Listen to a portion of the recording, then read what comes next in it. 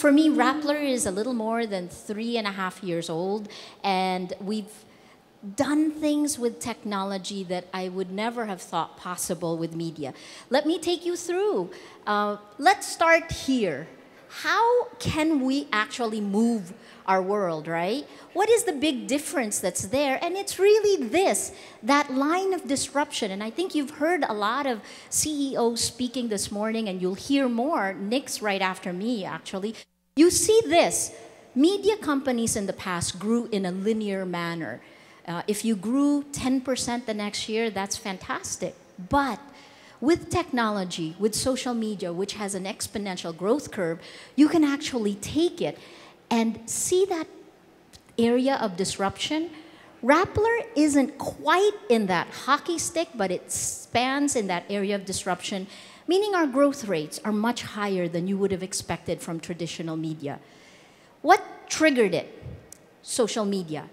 And I want to show you both the good and the bad of social media, and they're all on this slide. On the right side, you can kind of see this community that formed. Did you know that the largest Twitter movement, a global movement that happened on Twitter, happened here in the Philippines? 41 million tweets in a 24-hour period. That cloud there is full of Filipinos tweeting about Aldab, right? We do it. We do it for Aldab. So I always wonder, could we do it for more than Aldab? Probably the most virulent, let's call it evil. If Aldab is full of love, the left side is full of hate. This group posts more than 200,000 pieces of social media content in a day. And it has brought more than 30,000 fighters in a little more than 3 years to Syria and Iraq. ISIS. I'd say they're better than most organizations in how they handle social media. It's important to look at this because of this. What happens on social media is only the tip of the iceberg. And social media is a game changer because it's literally playing with your emotions and rewiring your brains. So if you look, this is how we look at it, and really the secret to Rappler's success, and I think the secret of your company's push into this new digital age. If you think about it like this, that social networks are your physical family and friends. We know this, right? We talk to our family and friends. We trust our family and friends. But social media are your family and friends without boundaries of time and space. It's your family and friends on steroids. And that's what this shows. So this is the way I see the world. The top, the post, the tweet, is only the tip of the iceberg. Every post you push out carries an emotion. And you know, the Gallup 2013 poll said that the Philippines is the most emotional country in the world. Singapore is the least emotional. So here in Southeast Asia, right? So it carries an emotion. That emotion travels over the social network, your social media networks. And because that travels and affects each one of the people who sees it, you can change behavior. We can see this. Look at Aldab and look at ISIS. It is so potent with ISIS that it convinces 15 and 16-year-old British girls to leave their family, to leave their homes, and go to Syria to fight a jihad. How is that possible, right? So this is the way we see the world. This is Rappler. Rappler is still, our core is journalism, the discipline of traditional, professional journalism. But we tied it with technology. That technology is the one that will give you that hockey stick growth, the potential to reach far more people than you have. In fact, right now, we're live streaming on Facebook. We're alpha testing it. So, you know, showing this on Facebook is amazing because now you have TV in your pocket, right? Technology does that. And then if you embrace the last part, your community, the crowd, the wisdom of the crowd. This is where Rappler sits, smack in the middle. We use social media, crowdsourcing, and then big data, the three tech developments that is changing information and the pace of change. Here's the other part. The pace of change has accelerated so fast.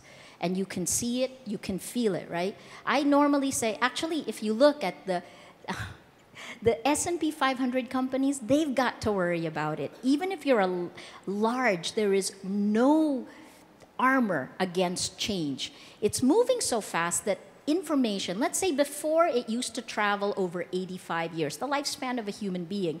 Now it travels in the lifespan of a fruit fly. You know how long that is? 2 weeks. You've collapsed what we used to learn in 85 years into 2 weeks. That's the pace of change. That's the pace of information. I'm going to end with 2 things to show you. This is our foray, and APEC SME. Bravo to the SMEs, because as you must have heard from Doris, 90% of the country's economy from it. This is our foray in Indonesia. Little Rappler, after being less than 2 years old, moved into Jakarta, and that is the community that we got with one story, Tragedy Mina, the tragedy in Saudi Arabia during the Mecca, during the Hajj, right? And that you can see is our Indonesian community connected to the rest of the world. Here's the other part. When you connect people on social media, this is a tool that we built to monitor our communities. It's called Reach. But this can also show us how we can move society to act. And I'll show you an example of that. If you remember Mary Jane Veloso, a Filipina who was jailed and was sentenced to death in Indonesia, she was supposed to be executed on a Tuesday. Our story, because our reporter in Jakarta could speak both Bahasa Indonesia and Tagalog, she actually got great access to it and was able to do justice to Mary Jane's story, because she had been shunted aside by the foreign networks, by the foreign media, who focused on the Bali Nine, the Australians. When we told her story, people began to realize that she looked like she had been duped into carrying the drugs into Indonesia.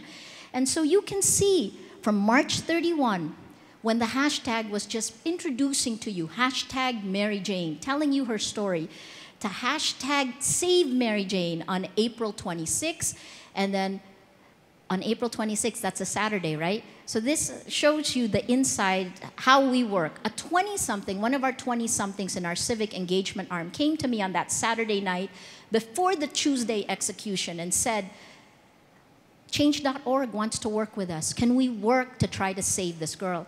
I've been a journalist for 30 years, and I said, it's Saturday before she's supposed to be executed on Tuesday. No government will change its mind. That's the past. Well, the 20-somethings proved me wrong. And over the span of that Saturday night, going into Tuesday at 1 a.m., President Aquino, spurred by social media, spurred by the actions of people who were affected by what people were doing on social media, he picked up the phone, and here's a funny story. His phone, he was at an ASEAN meeting, and his phone wasn't working. So he asked people to give him a phone so he could call President Jokowi, right? The phone that he found that worked was an old phone, a Nokia phone that was a Hello Kitty pink phone. That's what he called President Jokowi on. And at 1 a.m., President Jokowi stayed the execution of Mary Jane Veloso. Hashtag Mary Jane lives. We continue that story, but here's where I want to show you how our communities in the Philippines and in Indonesia came together. That's the virtual world, and how it impacted the real world. I always talk about it as, you know, the movie Inception, Leonardo DiCaprio, that people went into the dream world to change reality. I think, and we've seen it, you can go into social media to change reality.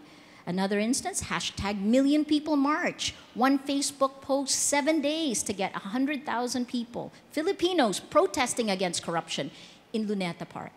So these are some of the things. I'll just end with this because I want you to hear Nix's story. Let's go to the tool Reach. And I'm going to see who among you are actually using the Twitter hashtag you're supposed to use. Because, mind you, ISIS is so good at hijacking hashtags. Let's go to Reach. Let's go to, here we go. Click through, and let's type in the hashtag of this summit. Let's click the map, and then please type in hashtag APEC SME Summit 15. And what this tool will do is it will pull down the last 500 tweets and show you how you, if you're tweeting, are connected to everyone else. I call it God's eye view, right? You don't have to have security clearance to have a better understanding of how information flows through our world. There you go. Take a look. APEC SME. Let's click one. Let's click. Go ahead, and you can see which accounts are there, right? And you can see which ones are influencing the dialogue. Tony Fernandez, of course he's there. Let's go to another one. Oh, that's me. I'm sure Davila is there because she has so many Twitter followers. Sorry, Karen Davila. Let's look at one more. Guys, are you not a young millennial audience? Why is this so tiny? Right? That is the power of this technology. That is the power of social media, of big data. It gives us greater new insights for things that we can do together.